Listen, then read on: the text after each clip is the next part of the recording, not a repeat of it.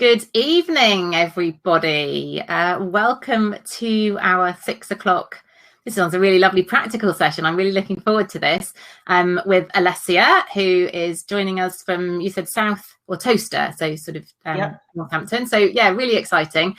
I'm going to do the usual and disappear in a minute and allow Olesya to introduce herself and, sort of what she's going to do. As ever, the chat is there in the right-hand side of the screen, and you guys are already doing a brilliant job of introducing yourselves and saying hello to each other. So do chat away in there. It's really lovely seeing all those connections.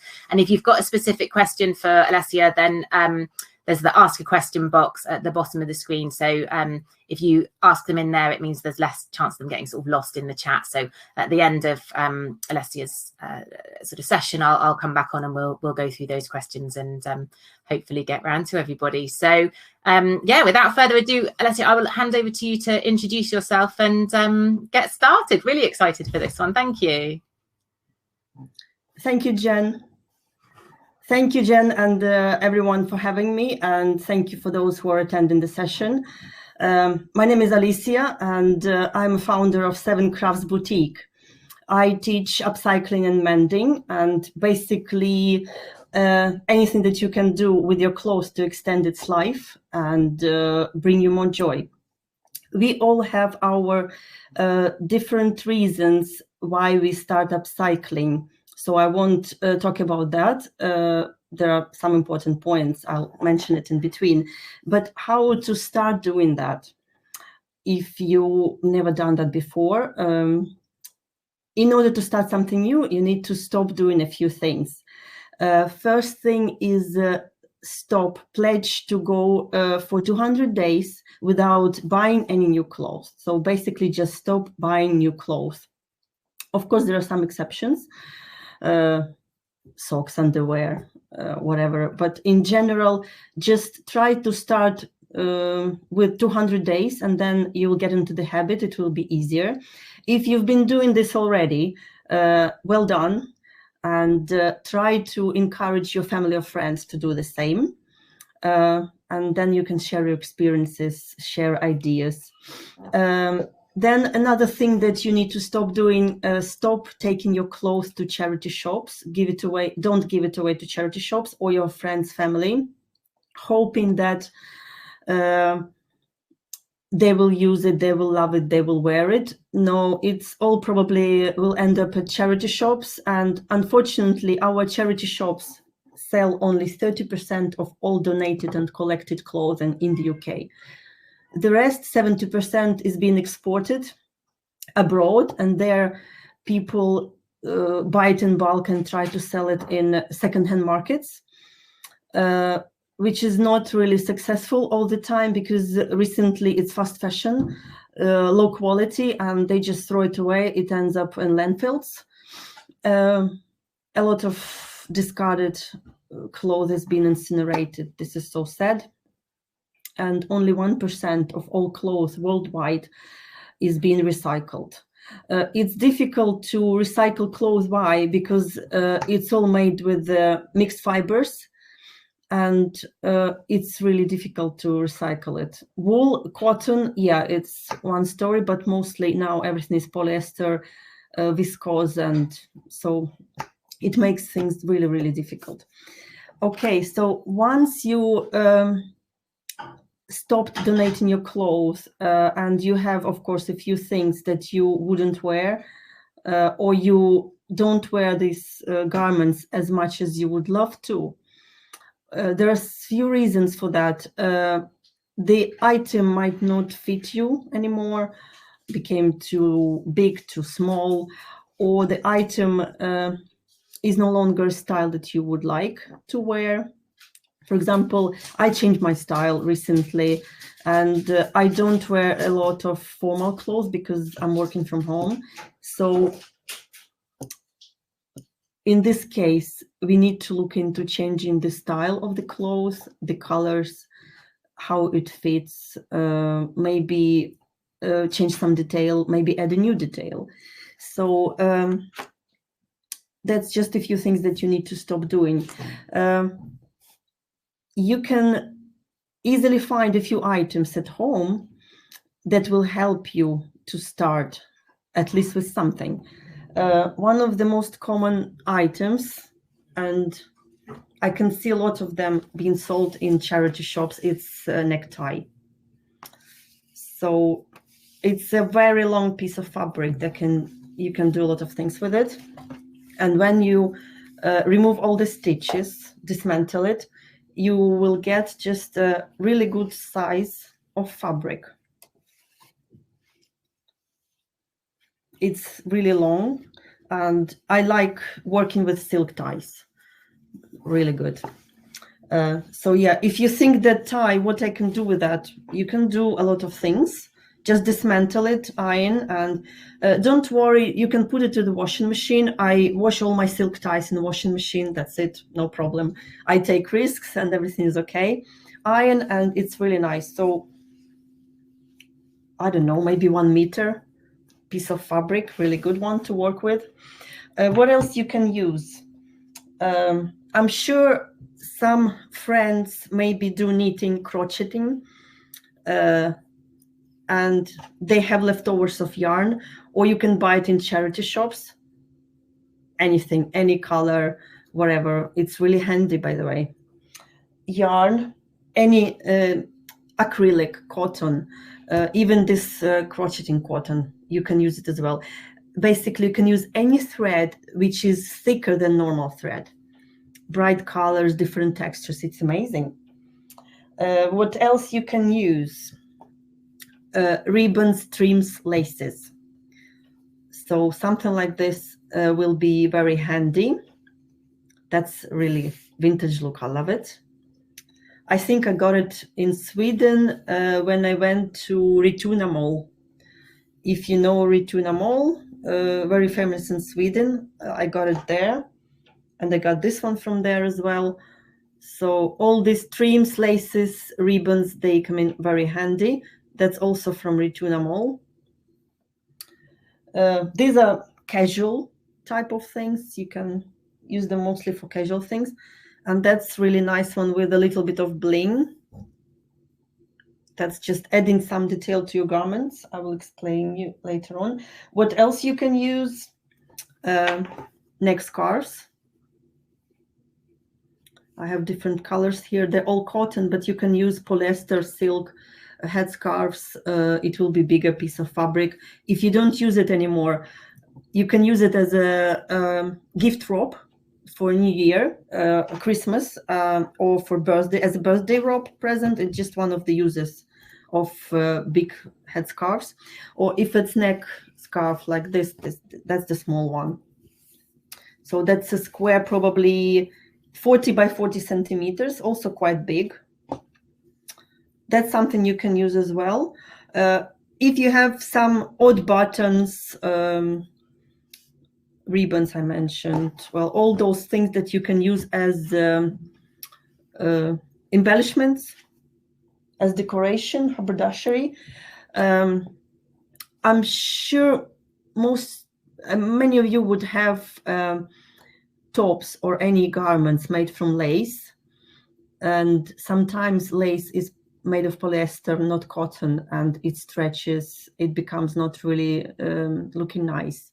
That's something that you can use as well, because when you cut it in pieces and when you stitch it on a garment, it will look totally different. It won't be stretched anymore because you'll fix it with stitching, so it's really good to use as well. Okay, so to start, pick a few items from your wardrobe that you don't wear and try to understand what's wrong with them. Either they're too big, too small, so we gone through that. Items that are too small, too big, it's all alterations. When it's big, you can take it in. If it's too small, it's good to add some fabric, stripes of fabric. If it's on the sides, you need to just dismantle the seams. Seam ripper will be handy. And add the necessary stripes of fabric so the garment will fit you. Okay, so I will start with knitwear and jumpers. So it's stretched fabric. If it's big or small for you, you can take it in, but you cannot do anything with it. You cannot make it bigger unless you have an overlocker. So it's a bit, if you do it by hand, it's gonna take you time. If you have jumpers that are no longer probably attractive for you, they don't bring you joy, try to add something, some detail. So for this, I will show you the needles that I usually use for embroidery and adding a few stitches to a jumper. The needle looks like that. It's around 5 centimeters. It has a big eye, so it will be really good to work with this yarn, wool, anything, acrylic yarn. So if you add a little bit, like a few stitches around this area or around on your sleeves, around the cuffs, it will look totally different. So that's the needle that you will need to use. I will show you once again. It's not sharp needle. I really like working with it. I embroider denim with it as well. And if you want to teach your kids hand sewing, that's the thing to use first, because it's not really dangerous, but still there should be supervision, definitely, but it's safer. And it's easier to What's that sort of needle called, Alicia, if we were going to go and try and... Oh, actually, I don't know. I will check. I got it online. I will check. Okay, brilliant. Thank you. Yeah. They are big embroidery needles, something like that. It's easy to find them. Okay, needles. So jumper sweaters. So it's easy actually to make your jumper look like Christmas jumper with a few stitches. If you embroider a big snowflake, 3 snowflakes, and then you take them off once the Christmas is over, and it's make your Christmas more sustainable. So I'm going to show you another way to decorate your jumper. That's the flower that I made with my mom 25 years ago. And the jumper that I had it before on, it had its life. So this is what I have now. I'm using this, yeah.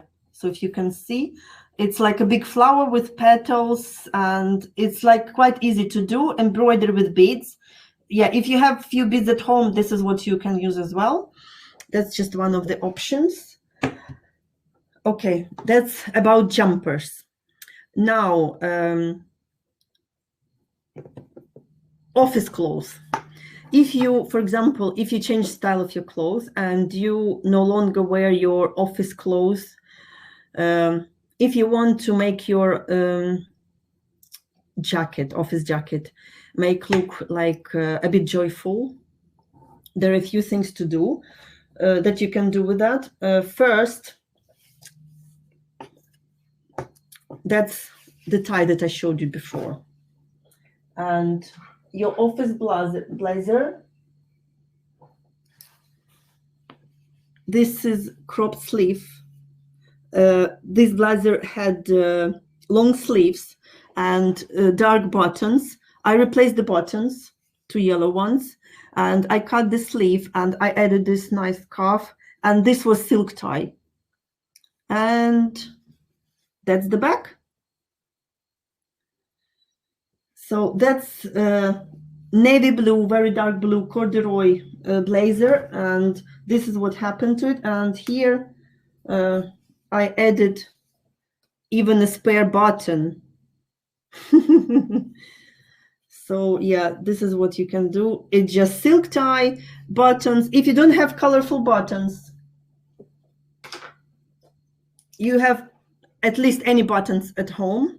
This is wooden button. You can take a button of any size, and you use this tie to working with your cuffs, and then you use the same tie because there's not enough of fabrics. What you do, you just wrap the button in a tie fabric, and then you cut just a circle, then wrap it and stitch it to your blazer jacket, and it will make a really big difference if you make the buttons brighter, and it will give you more joy. It will be colorful, and those wow moments from people, from your friends and family, when you see things like that, it will make a big difference. It will make you proud of your skill, of what you did, and it's all worth it, and you will save a lot of money, trust me, because with every season, of course, it's normal we want to have something new in our wardrobe, and all my new stuff in my wardrobe, it's all upcycled. I changed just a little bit of this, a little bit of that, and it looks totally different. Okay, so that's what you can do with the formal blazer. Then another example, going back to lace tops that you don't use. That's my office dress that I was wearing. I bought it in 2010, if I remember right, 2009, 2010. So that's just plain beige dress. I'm not gonna wear it anymore, I have to admit. Okay, this is what you can do. I just stitched it quickly to show you. I'm gonna use a different lace for it. Probably I have electric blue color, something, because I like blue. And this is what you can do. Just stitch lace here, maybe at the bottom, whatever you like. Stitch by hand. And this dress can be worn with a black scarf now to party, evening, special occasion, anything. So this is just plain office dress.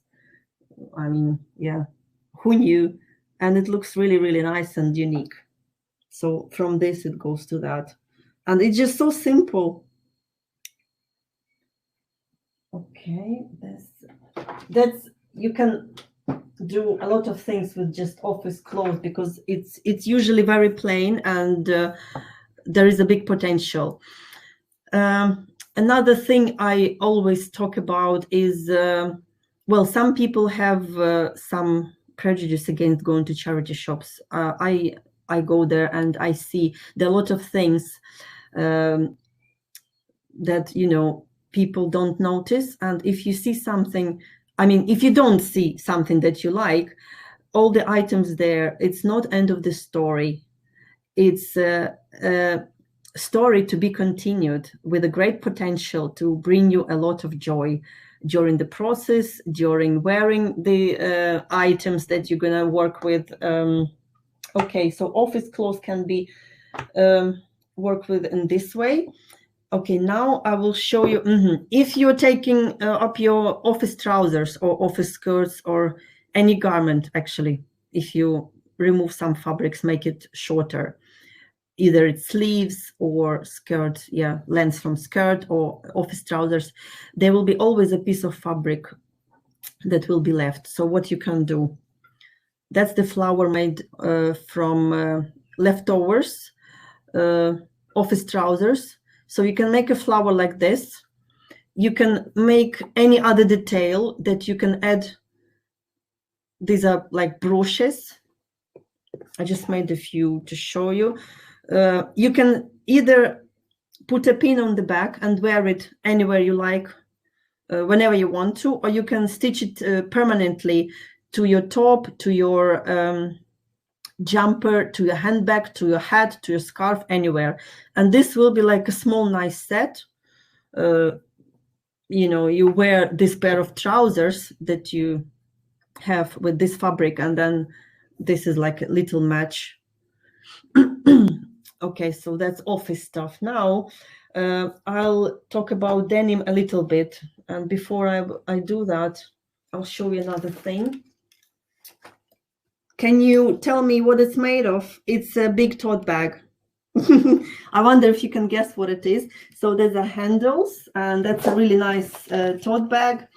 I made a few buttons. These leaves, I made them with clay, homemade clay, and golden paint, I think, and varnish to protect it. I didn't wash it still, and that's school jumper. Yes. When I wear it, when I go to a town center, people notice it. I love the color. It's really funky. Okay, so now I'm gonna talk about denim. special relationship between me and denim. It takes 7,000 gallons of water to produce one pair of jeans. And unfortunately, not many people know about that. And people take a pair of jeans to the charity shop and hoping that they will be sold. But no, it's not the case. I got recently, I think it was around 7 pairs of jeans just because they're boot cut and people don't like boot cuts. So yeah, what to do? 7,000 gallons. If you don't like your jeans anymore, and first case, if pair of jeans is beyond repair, it happens. Yeah, keep it. It's very useful. It's good fabric. It's strong, and you can use it for patches, for anything else to upcycle. You can use even denim to add some fabrics if it's something narrow for you here, or if it's a skirt, you can add it on the side as well. So if it's something beyond repair, if it's something beyond repair, most often, often I think it happens when it's crotch area. It's difficult to repair. So that's the back you can make from a pair of jeans. That's the top part of the bag. And then you have the bottom part, 2 legs. It's a lot of fabric that you can use as well. So that's the bag I made from a pair of jeans with some appliques and embroidery. And okay, your boring pair of jeans that you no longer love and cherish. And so it's just plain round stitch with this, and then I have orange here and bright red. So if you don't fancy doing this with your jeans, well, it's not everybody's cup of tea, but my jeans are crazy, really. So just a little bit of color to match maybe your top or your handbag or something, and you will love it. Really, it will look totally different. So that's just, I will show you different types of embroidery here. I added, and this bag, I stitched it 100% by hand. It just took me a while, but it was really relaxing. I really enjoyed it. It's really amazing. I enjoy that. So jeans. There are so many things that you can do with jeans. Another pair I'll show you. That's some stitching. That's sashiko Japanese stitching. I love sashiko boro, and the way they preserve the fabrics, it's amazing, really. Sashiko was born to appreciate the fabric, to preserve it, and to upcycle as well, and to make sure it's warm in winter. When in Japan they put a few layers of fabric cloth and then they stitch it quickly. So it keeps farmers and fishermen warm in winter. That's sashiko. Well, it's really, really organized geometrical patterns in sashiko. So I just go with my freehand ones like this. Yeah, I just love this as well for fun. So yeah, just here another one, and that's one leg, and another leg is just plain. It looks like this on the front, and that's on the side. So this is sashiko and boro stitching. It's basically plain running stitch. It's easy to do. And kanta stitching in India, it's also plain running stitch. It's just different the way people do it. So I love learning beads from different cultures, really. So yeah, that's really nice. And I left this little bit here. Okay, jeans done. Okay, I'm gonna show you quickly. Oh yeah, I forgot. Footwear, also one important thing.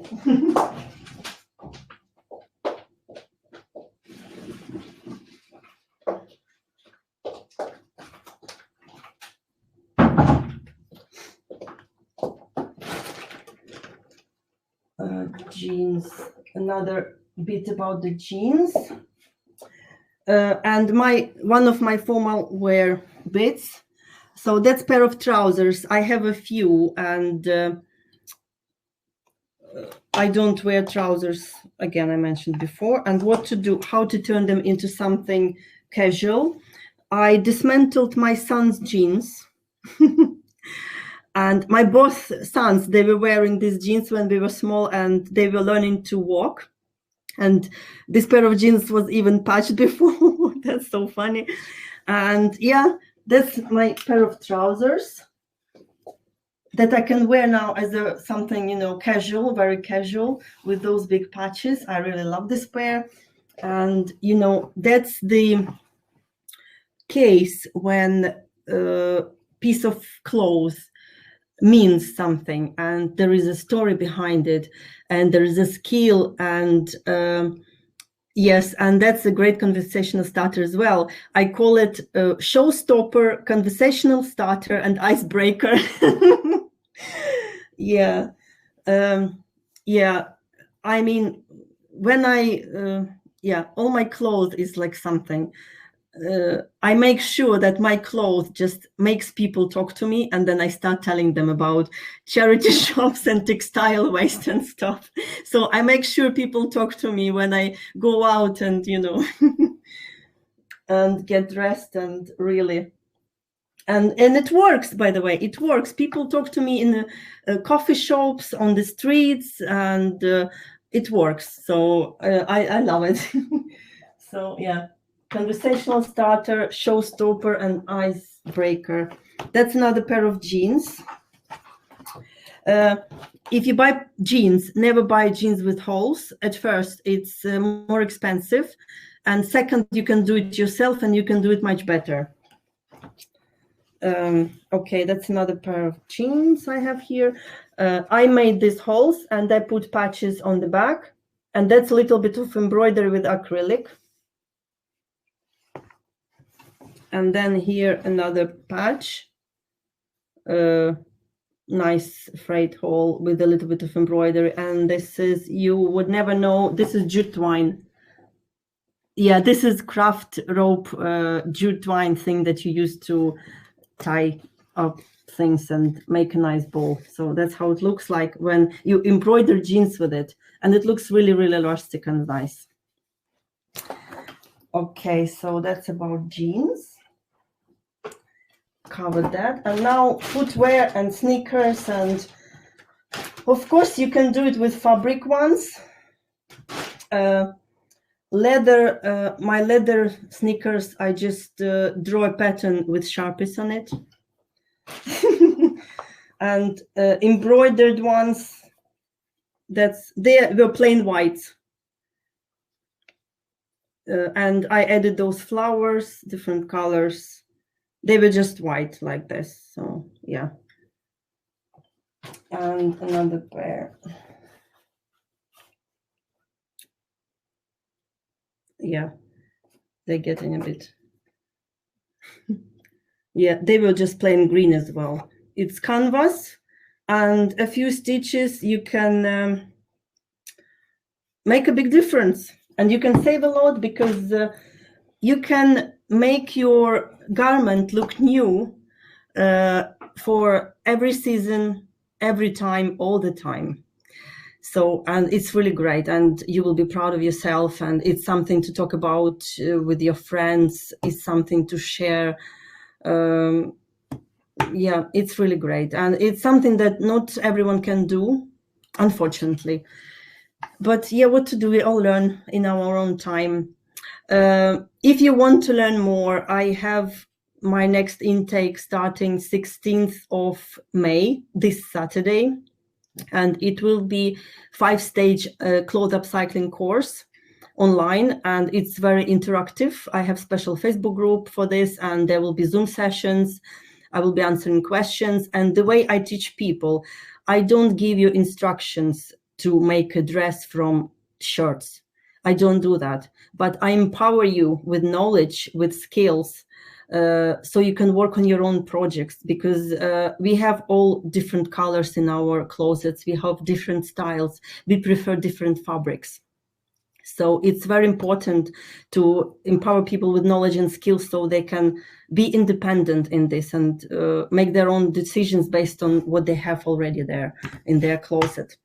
Amazing. Alessia, have you got a link you can share if anyone is interested in the course?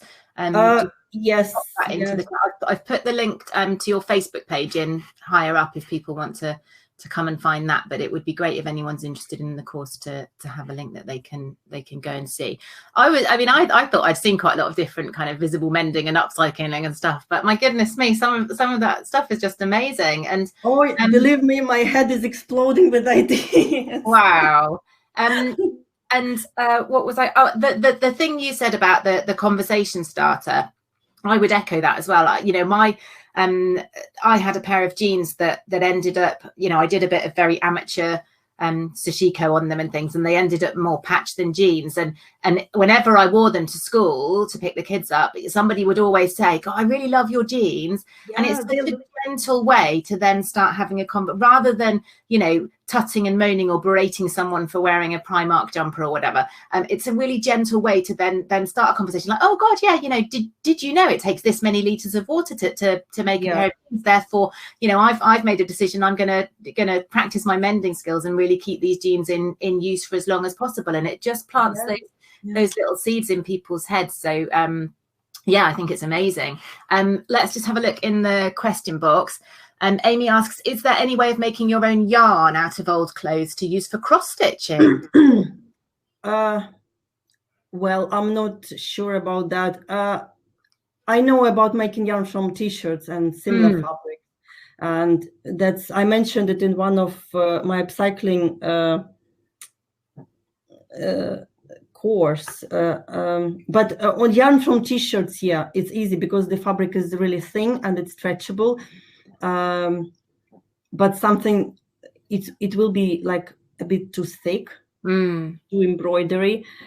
You can weave things with it, but not really embroidery. For embroidery, actually, if you cut it really thin, you can use it for embroidery, because these are flowers.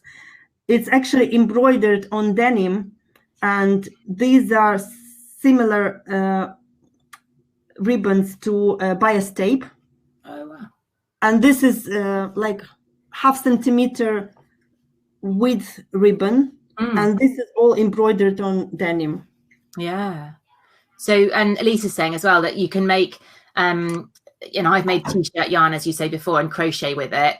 And Lisa said you can make yarn twine, which I hadn't heard of, but it's too thick to embroider with. But definitely some ideas there for you, Amy, for t-shirt yarn thing. Well, I have a lot of yarn, yes. So Joe has a question here, which is a great one, and something that I think probably lots of us struggle with in terms of having different body shapes to what is kind of the accepted norm of the shop. So Joe says, my bum is big, my waist is skinny, so I always have a gape at the back. I presume that's of trousers or skirts or anything. How can I resolve this?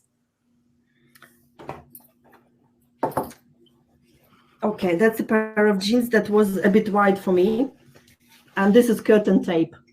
Oh, okay. I stitched curtain tape inside of my jeans, and then I made it as tight as I need this to be, tied a knot, and that's it. And I wear this pair of jeans now without a belt. Oh, okay. So you don't end up with that, you know, with a sort of big loopy section, because it all sort of almost gently ruches together, does it? Yeah, it's gonna be like a little bit, you know, nicely with a little bit of thing, you know, skirting, and it will be where it needs to be. Yeah. The fabric will spread itself. The fabric will spread itself. Have you hand stitched that on, have you? Yes, yes. Presumably you could machine it, but it would go through all the layers of the fabric, so you'd have a visible stitch line on the other side as well. I couldn't do machine because here I have yeah. And then leather. I wouldn't kill my machine for that. And again, more of those thick bits. And again, this thing for the belt, I wouldn't do the machine. Yeah. Brilliant. Okay, that's a great idea. Mary asks, are there any threads that wash well above 40 degrees? So if we're going to use something to embellish and embroider on, does it matter if we then chuck them in on a hot wash? Would they all sort of shrink? It does. It does. Okay. You need to make sure that it's not pure wool. I don't have wool here to show you. There is a burn test that you can do to make sure that it's either it's wool or acrylic. Acrylic will be okay 40 degrees and above, no problem. That's acrylic I have here on my bag. Yeah, something like this. It will be absolutely fine in wash, but you just need to make sure it's not wool. Yeah, and guys, also, if you're looking for you know, yarn and stuff to do these kinds of things with, and especially if you're looking to buy acrylic, do see what they've got in the charity shops, because, you know, acrylic is kind of made from oil. So if we can, you know, source that secondhand, that's ideal, because it's not kind of exactly. And like there are a lot of we have 3 charity shops in our town, and two of them, they sell yarn, sewing patterns, anything actually, all crafting items, sewing items. They sell yarn, threads, needles, a lot of things, and men's ties, my favorite. £1, £1 or £2 you can buy men's tie, and you can do a lot of things with it. And shirts are great as well, aren't they? Men's shirts, there's an awful lot of fabric there. And I really like, you know, pillowcases and old duvets and stuff, because you can get some really fun retro prints and things. And that's true. A huge amount of fabric from a duvet cover for hardly any money. One question I was going to ask was, with your sneakers, with your trainers, what needle did you use? Because that, you know, that canvas is really quite tough to get through, isn't it? What needle did you use for that? This will be a bit bigger than your usual needle, but it's usually sold in sewing needle sets, and it will be the one in the middle. If you remember this round circle with a lot of needles in it, the big ones will be usually in the middle. So that's what just something really thick and sturdy. Yeah. And with a sharp point, or because the one you showed us earlier had quite a blunt point, so this time we want a sharp point. Definitely, okay. Yeah, I don't know if you can buy darning needles, can't you, and embroidery needles, and they often have a much thicker eye of the needle to get thicker yarn and stuff through, so they can be really good as well. Because knitwear will be okay with this needle, because it's not tight woven fabric. Knitwear is usually stretchy and loose, you know, so it's going to be easier. That's why they're so big. Brilliant. So I can't see any other questions unless I've missed anything in the chat, but like just and I commented in the chat as well about your school jumper bag, that, you know, we have a secondhand uniform service at school, and lots of stuff, or some stuff, gets donated, and it's got the inevitable marker pen stains on and things like that. So that would be a really lovely thing to do with those jumpers, and then be able to sort of sell them for the PTA or whatever. So I still have a few bags. If anyone interested, I can send one back to you, and I donate 50% to school. Oh wow, well that's really lovely. So where can we find, did you find a link for the course? Where can we find? Yeah, I'll post it now, just in a minute. Yeah, loads of great ideas, aren't there, Liz? Amazing. Amy's saying curtains are really good, a good amount of fabric as well. You know, car boots and things you'll often find, curtains, duvets, things like that. So, you know, once we're allowed to roam again, do kind of just start exploring where you can find some bits of fabric. Stuart says he's been making tote bags out of old t-shirts, and I've seen people do them as well with old t-shirts, where you literally just have to sort of sew up the bottom and chop the arms off, turn it inside out, and you've got a very crude shopping bag there. And that can be really fun with like the kids' old t-shirts. You know, if your 2-year-old's grown out of their favorite Thomas the Tank Engine t-shirt, you can make that into a little bag for them. As a book bag as well. And as a book bag, or to keep toys in order, you know, it's a handy bag. I sent the link. I think. Oh, brilliant! So there's guys, if you can see it, there's that etsy.me link at the bottom of the screen. And Alicia, I'll get you to, you know, if I'll post the replay of this talk in the Facebook group, and if you go and hop on there and share that link on there, that would be amazing as well. So yeah, guys. Just a quick one. If anyone is interested to learn basic stitching, I planned the Sewing Geek around the UK in April, where I plan to give talks about fast fashion, about harm of it, and just wanted to show people basic sewing techniques and what they can do with their clothes. So I had to change the plan, and I'm going to run it on Zoom. Starting from next Thursday, it will be every Thursday, 7 p.m. It will be Zoom session with a nice chat. If you have your crochet and knitting project, embroidery project, anything, you can join us and we will have nice chat, cup of tea, glass of wine, anything. And at the beginning of each session, I will be showing a few stitches and just mention a few facts about our textile waste. And then probably someone will tell their story, their hobbies, their projects, and something like that. It's just a nice social thing. Brilliant. And so if we wanted to come and join them, do we follow your Facebook page for more information on that? There is a group that I started for this already. It's called Slow Fashion Boss. Slow Fashion Bus. I love that. I'm going to type that into the chat. Slow Fashion Bus. So Facebook group. And for the festival, we've got Erin Lewis Fitzgerald, who's an Australian mender. She's doing a visible mending talk, or a modern mending talk for us on Friday. And we've got the lovely girls from Fast Fashion Therapy doing a mend along with us. I think that's tomorrow. And who I think is on this call from Planet Aware is doing a circular fashion talk for us. So loads more kind of mending and fabric and bits and pieces for you guys to get your teeth stuck into. But thank you, Alicia. That's been amazing. I'll post the replay up in the group, and as I said, do come and post your links alongside there so people can come and find you. But yeah, so inspired, guys. Yet again, I'm going to tell you about the pledge page. I'm going to post the link there. If you've now been inspired to upcycle your jeans or patch them or anything like that, then come and share that on the pledge page for us. The class starts 16th of May, this Saturday. So if anyone is interested, I have a few spots left for this intake, 16th of May. So just check the details and join. It's going to be really interesting. And my 70-page manual for upcycling is included into this course. And 70-page including ideas, projects, a lot of pictures, and it's something that you will keep with you all the time as a reference, and it's really, really something useful. Brilliant. And what a great thing to leapfrog straight into off the festival as well. So if you're inspired to sort of get taking some action, but wondering, then that would be fab. Jo's off to her wardrobe now. Brilliant. Amazing. Yay! And remember, 200 days no buying of new clothes. Yeah, there's a challenge for us all. It'd probably take us to the end of the year, wouldn't it? So that'd be amazing. Brilliant. Thank you so much, Alicia. You've been absolutely super. And I think we're all hugely inspired by all your creations. So thank you so much. Take care. That's brilliant. Thank you. Bye.